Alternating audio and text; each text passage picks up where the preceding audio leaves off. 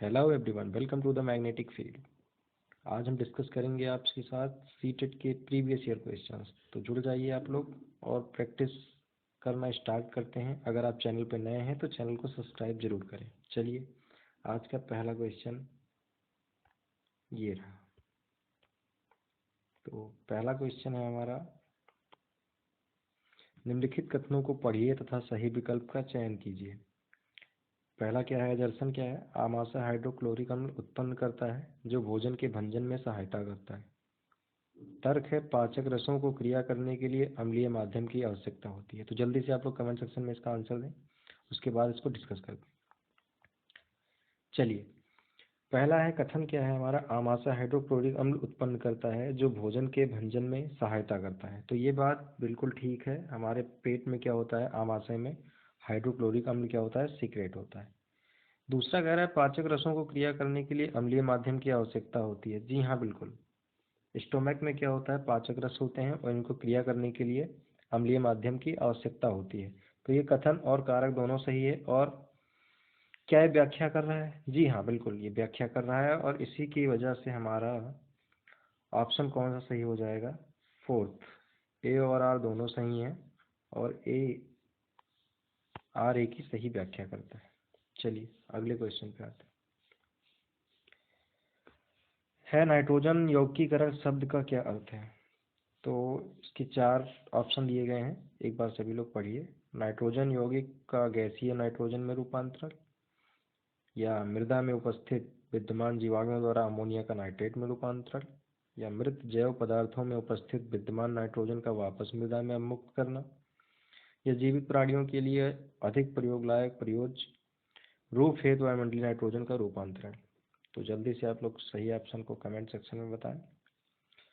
तो देखिए, इसका सही ऑप्शन क्या है, पहला क्या है, नाइट्रोजन यौगिक का गैसीय नाइट्रोजन में रूपांतरण। जी नहीं, इसका मतलब नाइट्रोजन स्थिरीकरण का मतलब ये नहीं होता है। दूसरा है हमारा, मृदा में उपस्थित विद्यमान जीवाणुओं द्वारा अमोनिया का नाइट्रेट में रूपांतरण। ठीक है, पर यह भी नाइट्रोजन यौगिकीकरण क्या होता है, नहीं है। मृत जैव पदार्थों में विद्यमान नाइट्रोजन का वापस मृदा में अवमुक्त करना। जी नहीं। क्या है, जीवित प्राणियों के लिए अधिक प्रयोग लायक प्रयोज्य रूप से वायुमंडलीय नाइट्रोजन का रूपांतरण, conversion of atmospheric nitrogen to a more usable form of living organism. ये हमारा ऑप्शन क्या है, बिल्कुल सही है। चलिए अगले ऑप्शन पे आते हैं। निम्नलिखित में से किस अवस्थिति में स्प्रिंग में न्यूनतम कम से कम स्थित ऊर्जा होती है? चलिए आप लोग बताइए। पहला है, स्प्रिंग को ना तो संपीड़ित किया गया है और ना ही खींचा जाता है तथा वह भूमि पर पड़ा हुआ है। मतलब इस स्थिति में इसमें कोई परिवर्तन नहीं किया गया है। ठीक है। दूसरा, स्प्रिंग को न्यूनतम तक संपीड़ित किया जाता है तथा भूमि पर पड़ा हुआ है। तीसरा है, स्प्रिंग को न्यूनतम तक संपीड़ित किया जाता है तथा वह ऊंचाई पर रखा है। और चौथा है, स्प्रिंग को अधिकतम तक खींचा जाता है तथा उसे ऊंचाई पर रखा जाता है। तो सबसे पहले आप ये जान लीजिए कि पोटेंशियल एनर्जी, जिसे हम कहते हैं स्थितिज ऊर्जा, ये क्या होती है, जब भी हम किसी भी ऑब्जेक्ट के शेप में चेंज करेंगे या उसकी पोजीशन को क्या करेंगे, ऊपर की ओर ले जाएंगे, कहीं पोजीशन में चेंज होगा तो उसमें पोटेंशियल एनर्जी क्या होती है, इंक्रीज करती है। इन तीनों केस में ऐसा किया गया है, इसलिए ये तीनों हमारे ऑप्शन नहीं है। चौथे में क्या हुआ है, स्प्रिंग को कुछ भी नहीं किया गया, सिर्फ वो क्या हुआ है, भूमि पर पड़ा हुआ है। तो इसीलिए ये हमारा क्या हो जाएगा, सही ऑप्शन। यहाँ पे हमारी क्या होगी, काइनेटिक एनर्जी मिनिमम होगी, सॉरी पोटेंशियल एनर्जी। उस समुच्चय की पहचान कीजिए जिसमें अनियमित तापीय जीवों को संविष्ट किया गया है। तो हमें बताना है कोल्ड ब्लडेड एनिमल कौन कौन से हैं। तो कोल्ड ब्लड में हमारे कौन कौन से आते हैं? कोल्ड ब्लड में सबसे पहले जान लीजिए हमारे आते हैं एम्फीबियंस और रेप्टाइल्स। ये कौन होते हैं भाई? ये जैसे हमारे क्या हैं, छिपकली, ये सब क्या है, रेप्टाइल हैं। तो जिस जिस ऑप्शन में क्या होंगे, हमारे मैमल्स होंगे जो वार्म ब्लड होते हैं, हमारी बर्ड्स ये भी क्या होती हैं, वार्म ब्लड। इन सब का क्या होगा, उत्तर में हमारे नहीं होंगे। तो चलिए, कौन सा समुच्चय में क्या होता है हमें बताना है कि कोल्ड ब्लडेड एनिमल है। तो कोल्ड वाले किसमें है, पहले में छिपकली तो होता, लेकिन डॉल्फिन क्या है, मैमल है, तो पहला हमारा ऑप्शन नहीं होगा। दूसरे में कबूतर, मानव, मानव आ गया, ये भी क्या है, वार्म ब्लडेड, ये भी नहीं होगा। सर्प, मेढक, कॉकरोच, तीसरा तो ठीक लग रहा है। चौथा एक बार देखेंगे, व्हेल, मेढक, केचुआ, नहीं, इसमें क्या आ गया, व्हेल। व्हेल क्या है, मैमल है, तो ये ऑप्शन भी गलत है। तो हमारा ऑप्शन कौन सा सही है? तीसरा।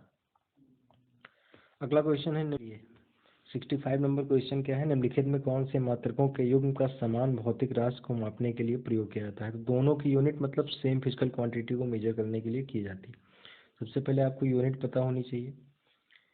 यूनिट नहीं पता है तो कमेंट सेक्शन में बताइएगा, इसकी एक सेपरेट वीडियो बनाई जाएगी जिससे आपको यूनिट रटना नहीं पड़ेगा। चलिए इसको डिस्कस करते हैं। सबसे पहले ये क्या है, केजी मीटर पर सेकेंड स्क्वायर। ये यूनिट किसकी होती है? फोर्स की यूनिट होती है। किसकी यूनिट होती है? फोर्स की। अगला है हमारा न्यूटन मीटर। ये किसकी यूनिट होती है? ये होती है हमारी वर्क की। वर्क बराबर क्या होता है ना, W=F(s). तो ये किसकी यूनिट हो गई? वर्क की। अगला ये हमारी केजी मीटर पर सेकेंड स्क्वायर। ये किसकी यूनिट होती है? एनर्जी की। और ये क्या है? Watt second. ये अगेन क्या होती है? एनर्जी की ही यूनिट होती है ना। फिर अगला ये क्या है? केजी मीटर पर सेकेंड स्क्वायर। ये भी क्या है? फोर्स की यूनिट है। वॉट सेकेंड अगेन एनर्जी की यूनिट है। तो ये तो हमारा ऑप्शन होगा नहीं, ये दोनों अलग अलग यूनिट है। और फोर्थ ये वाली क्या है? एनर्जी की यूनिट है। और ये किसकी यूनिट है? पावर की। तो ये भी क्या है? डिफरेंट डिफरेंट फिजिकल क्वांटिटीज को मेजर करने के लिए है। इसमें सेम कौन है? ये भी और ये दोनों एनर्जी के लिए। तो हमारा ऑप्शन कौन सा सही हो जाएगा? हमारा ऑप्शन सही हो जाएगा दूसरा। ये दोनों क्या है? यूनिट्स हमारी एनर्जी को मेजर करने के लिए क्या होती हैं? यूज़ की जाती हैं। ठीक है, चलिए आगे बढ़ते हैं नेक्स्ट पेज पे। नेक्स्ट क्वेश्चन हमारा डेंसिटी से है। 4 द्रवों ए बी सी और डी के घनत्व दिए हुए हैं। द्रव ए बी सी और डी, इनके घनत्व दिए गए हैं। हमें सही कथन क्या करना है? पहचान करनी है। तो जल्दी से आप लोग पढ़ें और आप आंसर देने का प्रयास करें। चलिए डिस्कस करते हैं। पहला क्वेश्चन क्या है, एक बिंब जो द्रव सी में तैरता है वह ए में तैर भी सकता है और नहीं भी। हाँ ठीक है, कोई द्रव है जो बिंब सी में क्या कर रहा है? तैर रहा है। तो वो ए में तैर भी सकता है और नहीं भी तैर सकता है, क्योंकि ऑब्जेक्ट की हमें कोई फिक्स डेंसिटी नहीं दी हुई है। एक अगला हमारा क्या ऑप्शन है, एक बिंब जो द्रव ए में तैरता है वह बी में तैर भी सकता है और नहीं भी। हाँ हो सकता है ऐसा कि ए में तैरे और बी में भी तैर सकता है। पर हमें क्या करना है? मोस्ट अप्रोप्रिएट आंसर की ओर बढ़ना है। तो चलो आगे भी देखते हैं। तीसरा क्या है, एक बिंब जो बी में तैरता है वह निश्चित रूप से ए में भी तैरेगा। निश्चितता है ही नहीं, क्योंकि हमें डेंसिटी पता नहीं है हमारे ऑब्जेक्ट की। रिलेटिव डेंसिटी नहीं पता है, तो कैसे हम कह सकते हैं कि डूबेगा या तैरेगा। एक बिंब जो द्रव सी में तैरता है वह निश्चित रूप से द्रव बी में तैरेगा। जी नहीं, निश्चित जहाँ वहाँ पे हमारा आंसर नहीं होगा। तो फिर कौन सा आंसर होगा? इन दोनों में से कौन सा होगा? एक बिंब जो सी में तैर सकता है वह ए में तैर भी सकता है और नहीं भी।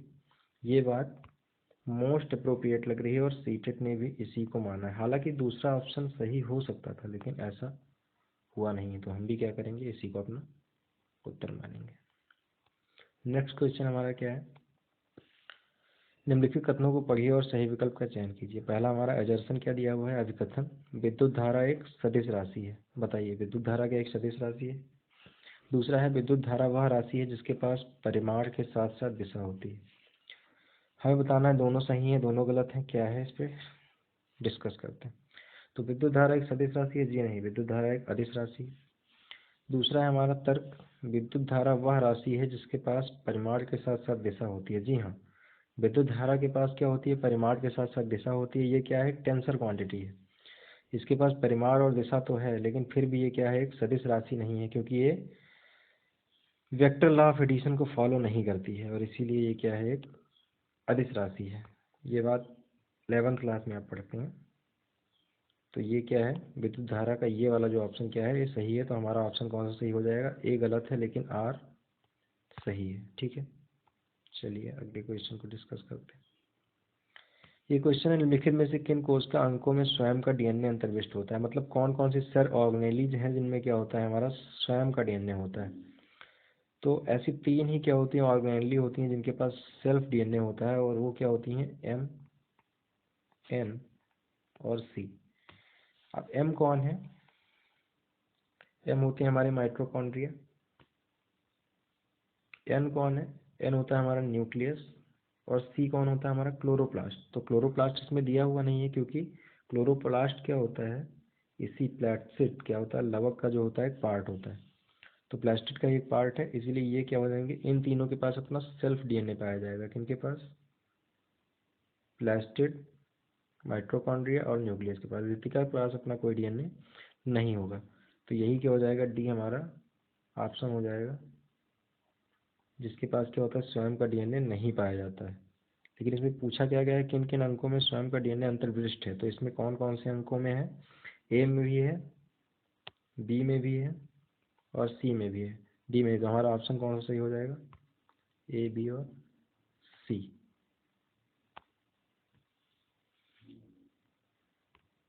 चलिए अगला क्वेश्चन, निम्नलिखित में से कौन से कथन जीवित जीवों की कोशिकाओं के संबंध में सही है।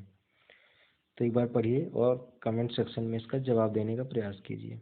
क्या है, पहला, सभी सूक्ष्मदर्शीय सूक्ष्म होते हैं तथा इन्हें नग्न आँखों से नहीं देखा जा सकता है। नहीं, ऐसा नहीं है, हम इन्हें देख भी सकते हैं और नहीं भी देख सकते हैं। जैसे शुतुरमुर्ग का अंडा क्या होता है, जिसे हम ऑस्ट्रिच एग कहते हैं, ये सबसे बड़ी क्या होती है, सेल होती है, और इसको क्या होता है, नग्न आँखों से देखा जा सकता है। तो ये पहला क्या होता है, ये सही नहीं है, तो इसको क्या करेंगे, हम कट करेंगे। दूसरा हमारा क्या है, सभी की कोशिका भित्ति होती है। नहीं, कोशिका भित्ति तो प्लांट सेल, बैक्टीरिया सेल में होती है, एनिमल्स के पास तो होती ही नहीं। सभी की केंद्रीय झिल्ली होती है, all have a nuclear membrane. नहीं, बैक्टीरिया के पास तो वेल डेवलप्ड न्यूक्लियस ही नहीं है, तो न्यूक्लियर मेम्ब्रेन कहाँ से होगी। तो सभी के पास ऐसा नहीं होता है। सभी की कोशिका झिल्ली होती है, हाँ कोशिका झिल्ली सभी के पास होती है। तो ये ऑप्शन तो हमारा क्या है, सही है। तो सही विकल्प का हमें क्या करना था, चयन करना था। तो हमारा सही विकल्प कौन सा हो जाएगा, ओनली बी। चलिए अगला क्वेश्चन, कुछ समुच्चय का चयन कीजिए जो कॉलम ए में दिए गए अपशिष्ट कचरे के प्रकार का कॉलम बी में दिए गए अपशिष्ट कचरे में क्या करता है, मिलान को करना है हमें। तो सबसे पहले क्या दिया हुआ है, प्लास्टिक की बोतल, रेशमी रुमाल, सूती कमीज, केले का छिलका और कागज। ये एनसीईआरटी का क्वेश्चन है, एज इट इज क्या किया गया, रिपीट किया गया। तो इसमें क्या करना है, हमें ये बताना है कौन कितने दिन में डिग्रेड होगा, कितने दिन में क्या हो जाएगा, नष्ट होगा। सबसे पहला हमारा है प्लास्टिक की बोतल। प्लास्टिक क्या होता है, सबसे ज़्यादा टाइम लेता है, तो इसका मतलब प्लास्टिक की बोतल सबसे ज़्यादा टाइम लेगी, ये अनेक वर्ष। फिर रेशमी रुमाल आता है, ये भी क्या करेगा, ठीक ठाक टाइम लेगा। तो अगला कौन सा हो जाएगा, रेशमी रुमाल, जो हो जाएगा हमारा 4 वर्ष। थर्ड है हमारा सूती कमीज, तो ये हो जाएगा हमारा सी, सूती कमीज कहाँ जाएगा हमारा, 10 से 30 दिन। तो इसको सीधे ही मिला देना, सॉरी, ये होगा 2 से 5 माह। अगला क्या होगा, केले का छिलका। तो केले का छिलका कितना होगा हमारा, डी, 1 से 2 सप्ताह। और फिर लास्ट है हमारा कागज। कागज कितने दिन लेगा भाई, 10 से 30 दिन। तो इसको देखते हुए हमारा कौन सा ऑप्शन सही हो जाएगा, ऑप्शन हमारा क्या हो जाएगा, सेकंड। ये क्या होगा, सही ऑप्शन होगा, क्योंकि प्लास्टिक ने सबसे ज़्यादा टाइम लिया, उसके बाद रेशमी रुमाल, सूती कमीज, और इन सबको मैच कराने पे क्या होता है, हमारा ये ऑप्शन सही होता है। अगला हमारा क्वेश्चन है, ऊंचाई से कोई हाइट है, मान लीजिए ये हमारी हाइट है, यहाँ से किसी ऑब्जेक्ट को क्या किया जा रहा है, इस ऑब्जेक्ट को क्या किया जा रहा है, छोड़ा जा रहा है। या पाया जाता है कि यह एक समान वेग से गिर रहा है, एक समान वेग से गिर रहा है, तो उस पर कार्य करने वाला फोर्स निकालो। तो फोर्स क्या होता है, F is equal to M A. तो हमारे पास मास दिया हुआ है, एक्सेलरेशन नहीं है, पर वेलोसिटी क्या है, कांस्टेंट। वेलोसिटी कांस्टेंट है, तो एक्सेलरेशन क्या होगा, जीरो। अगर एक्सेलरेशन जीरो होगा तो पूरी फोर्स भी क्या हो जाएगी, जीरो हो जाएगी। तो इस क्वेश्चन का सही आंसर क्या है, शून्य, है ना। इस क्वेश्चन का आंसर ही शून्य। अगला है हमारा, ये क्वेश्चन, इसको चलो सॉल्व करते हैं। तो इसमें क्या है, हमें दिया हुआ है X3+ कोई आयन है जिसमें परमाणु द्रव्यमान कितना है, 27, और परमाणु क्रमांक कितना है, 13 है। X3+ में प्रोटॉन, इलेक्ट्रॉन तथा न्यूट्रॉनों की संख्या, और न्यूट्रॉनों की संख्या क्या है, हमें बतानी है। तो क्या करना होगा इसके लिए, सबसे पहले तो हमें पता होना चाहिए कि एटॉमिक नंबर कहाँ है। तो एटॉमिक नंबर कितना दिया हुआ है, 13। तो एटॉमिक नंबर अगर हमें 13 दिया हुआ है, जिसको हम क्या लिखते हैं, जेड लिखते हैं, तो जेड हमें कितना दिया हुआ है, 13। और जितना एटॉमिक नंबर होता है उतने ही क्या होते हैं, प्रोटॉन। तो प्रोटॉन हमारे कितने हो जाएंगे, 13। तो 13 प्रोटॉन तो सिर्फ 3 और 4 में ही है, तो ये दोनों ऑप्शन तो ऐसे ही कट गए। अगला होता है हमारा इलेक्ट्रॉन। तो अगर न्यूट्रल एटम होता तो जितने प्रोटॉन उतने ही इलेक्ट्रॉन, लेकिन हमारे एटम ने क्या किया है, 3+ का चार्ज है, मतलब इसने 3 इलेक्ट्रॉन लूज कर दिए हैं, तो टोटल प्रोटॉन 13 थे। इसने 3 को क्या कर दिया, लूज़ कर दिया, तो इलेक्ट्रॉन कितने बचे, 10, मतलब इलेक्ट्रॉन तो हमारे पास 10 बचेंगे। इस तरह से तो हमारा ऑप्शन तो क्या हो जाएगा, ये सही हो जाएगा भाई, इलेक्ट्रॉन इसके पास 10 बच रहे हैं, तो ऑप्शन तो यही सही हो जाएगा। लेकिन फिर भी एक बार इसको हम डिस्कस कर लेते हैं, पढ़ लेते हैं। और तीसरी बात आती है हमारी, क्या होती है, न्यूट्रॉन। न्यूट्रॉन कितने हैं, न्यूट्रॉन इक्वल टू क्या होता है, न्यूट्रॉन को निकालने के लिए हम क्या करते हैं, एटॉमिक मास माइनस प्रोटॉन। तो एटॉमिक मास हमारे कितने हैं, 27, प्रोटॉन कितने हैं हमारे पास, 13, तो 27 माइनस 13 14, तो हमारे पास न्यूट्रॉन क्या हो जाएंगे, 14, और यही क्या हो जाएगा हमारे प्रश्न का। चलिए एक और क्वेश्चन है हमारे पास, उस समुच्चय की पहचान कीजिए जो द्विलिंगी पुष्पों फूलों को उत्पन्न करने वाले पादपों से बना है। मतलब हमें ये बताना है कौन कौन से क्या है, बाईसेक्सुअल हैं, द्विलिंगी हैं। तो इनको बताने के लिए हमें सबसे पहले क्या करना है कि ये देखना होगा कि कौन कौन इसमें से एक लिंगी है। तो भाई पहला ऑप्शन क्या है, खीरा पपीता गुलाब। तो इसमें खीरा और पपीता ये क्या है, दोनों एक लिंगी हैं। गुलाब क्या है हमारा, द्विलिंगी है। तो ये ऑप्शन तो हमारा होगा नहीं, क्योंकि हमें वो युग्म बताना है जिसमें सभी क्या है, बाईसेक्सुअल या द्विलिंगी पुष्प है। दूसरा है सरसों गुलाब पिटूनिया, हाँ इन तीनों में क्या है, सभी द्विलिंगी हैं। यहाँ पे क्या हो जाएगा, मक्का है खीरा है, तो खीरा के जैसे इस ऑप्शन को भी काट दो। अगला क्या है, मक्का पपीता, मक्का और पपीता की जैसे इसको भी काट दो। तो हमारा ऑप्शन कौन सा सही हो जाएगा, ये सरसों गुलाब और पिटूनिया। एनसीईआरटी का क्वेश्चन है, सेम ऐसे ही आपकी बुक में लिखा है अगर आप एनसीईआरटी को रीड करेंगे। चलिए अगले क्वेश्चन पे आते हैं, गलत कथन की पहचान करनी है। तो पढ़िए और इसका ऑप्शन और आंसर इसका क्या करिए, कमेंट सेक्शन में दीजिए। चलिए डिस्कस करते हैं। पहला क्या है, दुमती मृदा की अपेक्षा चिकनी मृदा अधिक सुविदित होती है। मतलब जो हमारी दुमती मृदा है उसके अपेक्षा चिकनी मृदा में एरेशन ज़्यादा होता है, हवा, तो एरेशन उसी में ज़्यादा होगा, परकोलेशन उसी में ज़्यादा होगा जिसके पार्टिकल्स के बीच में गैप होगा। लेकिन दुमती मृदा की अपेक्षा चिकनी मृदा में ऐसा नहीं होता है, क्योंकि दुमती मृदा में पार्टिकल क्या होते हैं, थोड़ा दूर होते हैं, तो एरेशन दुमती में ज़्यादा होगा। यहाँ तो कह रहा है चिकनी में ज़्यादा होगा, तो ये ऑप्शन तो कट गया। दूसरा, और अगर कट गया तो यही हमारा क्या है, आंसर भी है। लेकिन फिर भी आगे एक बार डिस्कस कर लेते हैं। आगे हमारा क्या दिया हुआ है, दुमती मृदा की तुलना में चिकनी मृदा अधिक उर्वर होती है, नहीं, ये भी गलत है। दुमती मृदा की अपेक्षा चिकनी मृदा की जल धारण क्षमता बेहतर होती है, हाँ ये भी ठीक है। तो जो जो सही है वो हमारे क्या होंगे, आंसर ही होंगे, क्योंकि गलत कथन की पहचान करनी है। अगला क्या है, चिकनी मृदा के कणों का आमाप दुमती मृदा के कणों के आमाप की अपेक्षाकृत बहुत छोटा होता है, हाँ ये भी ठीक है। लेकिन हमसे तो गलत कथन पूछा गया है, तो वही हमारा क्या हो जाएगा, आंसर हो जाएगा। अगला हमारा, निम्नलिखित में से कौन सा पदार्थ माचिस के निघर्षण पृष्ठ पर विद्यमान होता है। कॉन्सेप्चुअल क्वेश्चन है, रटा रटाया क्वेश्चन है कि माचिस के पृष्ठ पे कौन विद्यमान होता है। तो माचिस के पृष्ठ पे क्या होता है हमारा, कांच का चूर्ण और लाल फास्फोरस, है ना, glass powder and red phosphorus, यही क्या होता है हमारे माचिस के पृष्ठ पे क्या होता है, विद्यमान होता है। जो रबिंग सरफेस होता है ना रेड कलर का, उस पर यही क्या होता है, कंपोनेंट होते हैं। एक और क्वेश्चन हमारा क्या है, ए और बी अपने हार्मोन तब स्रावित करते हैं जब उन्हें ग्रंथि सी से आदेश प्राप्त होता है। निम्नलिखित में से कौन सा क्रमशः ए बी और सी, ए बी और सी हो सकता है। तो पढ़िए ऑप्शन को और जवाब देने का प्रयास कीजिए। चलिए डिस्कस करते हैं। तो इसमें क्या है, कौन भाई, सी क्या है जो आदेश दे रहा है, आदेश कौन दे रहा है, सी। तो सी से ही स्टार्ट करते हैं। तो पहले ऑप्शन में क्या है, थायराइड ग्लैंड। थायराइड क्या होती है, अग्नाशय और अधिवृक्क को क्या करती है, क्या आदेश देती है, जी नहीं। अगला क्या हमारा, पीयूष, पीयूष ग्रंथि जिसे हम कहते हैं पिट्यूटरी ग्लैंड, तो ये क्या करती है, थायराइड और अधिवृक्क या एड्रिनल ग्लैंड को क्या करती है, आदेश देती है ना, ऑर्डर देती है कि भाई अपने हार्मोन्स को रिलीज करो। तो ये तो हमारा सही ऑप्शन है, क्योंकि पिट्यूटरी ग्लैंड को ही मास्टर ग्लैंड कहते हैं, और यही क्या करती है, हमारी बॉडी में आदेश देने का काम करती है। ये कहाँ होती है, हमारे माइंड में प्रेजेंट होती है ना। और फिर थर्ड है हमारा, इसको भी एक बार डिस्कस कर लेते हैं, वृषण अंडाशय थायराइड। मतलब थायराइड क्या करता है, वृषण और अंडाशय को हार्मोन रिलीज करने के लिए कहता है, ऐसा नहीं है। और चौथा है पीयूष और अग्नाशय, इनको कौन करता है, थायराइड ग्लैंड करता है, जी नहीं।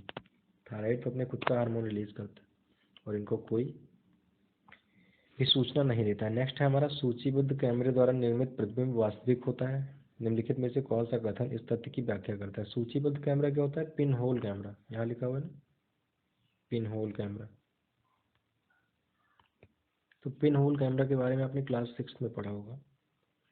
ये क्या होता है बेसिकली, लाइट की सीधी रेखा में गमन करने को फॉलो करता है। फिर भी हम ऑप्शन को पढ़ेंगे। क्या है? पहला, प्रकाश छोटे से मुख छेद में प्रवेश करता है और विवर्तन हो जाता है, ठीक है। दूसरा, प्रकाश सीधी रेखा में गमन करता है, ठीक है। तीसरा, प्रकाश ऊर्जा का एक स्वरूप है, ये भी ठीक है। चौथा कह रहा है प्रकाश जब एक माध्यम से दूसरे माध्यम में गमन करता है तब वो अपना पथ परिवर्तित करता है, हाँ ये भी ठीक। लेकिन हमें क्या बताना है कि सूचीबद्ध कैमरा जो प्रतिबिंब बनाता है वो रियल होता है। तो इसकी कौन सी स्टेटमेंट जो है व्याख्या करती है, आखिर वो कौन से क्या करता है, प्रिंसिपल को फॉलो करता है। तो ये आपने पढ़ रखा होगा कि ये प्रकाश सीधी रेखा में गमन करता है, इसी क्या करता है, प्रिंसिपल को फॉलो करता है। इसी पे बेस्ड क्या होता है इसमें, ये बना होता है। इसकी जो इमेज होती है कैसी बनती है, इसका भी नेचर पूछा जाता है तो वो कैसी होती है, रियल होती है, इन्वर्टेड होती है, और क्या होती है, स्मॉल इन साइज। ये भी याद रखना। तो ये आज के क्या थे हमारे 20 क्वेश्चन जिसको हमने क्या किया, डिस्कस किया। तो आज के लिए क्या है, इतना ही, ठीक है। अगर वीडियो अच्छी लगी हो तो लाइक करना और चैनल को सब्सक्राइब करना। मिलते हैं अगली वीडियो में, तब तक के लिए बाय बाय, थैंक यू।